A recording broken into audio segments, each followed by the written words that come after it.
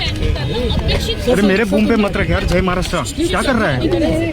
अरे पाठी में बघायला गेलं तर दादा जर असते तर मॅडम, एक नोटीस प्लेट दे ना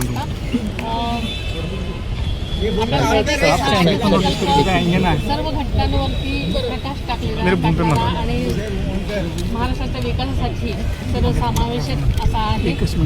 त्याबद्दल मी खरोखरच माननीय मुख्यमंत्र्यांचे आभार मानते आणि हा अर्थसंकल्प आदरणीय दादांसाठी दादांना समर्पित केलेला आहे। त्याबद्दल मी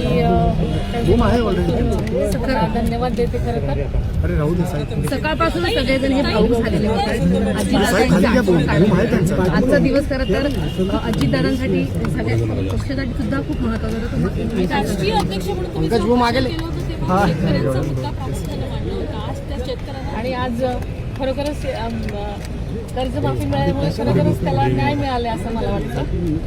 खरं तर 27 तारखेपर्यंत आदरणीय दादा या अर्थसंकल्पाची तयारी करत होते आणि येऊन सगळ्यांच्या मिटिंगच घेणार होते। आणि आपण सगळेजण पाहताय की दादांची आर्थिक शिस्त त्याची छाप या सगळ्या अर्थसंकल्पावर दूरदृष्टी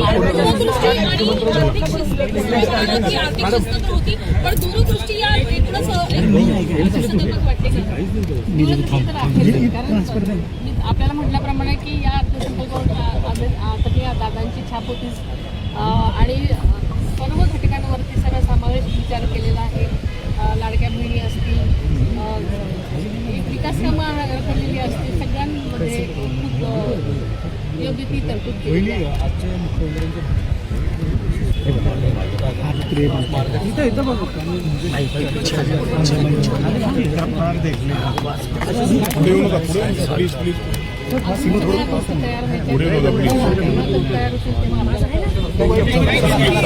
तयार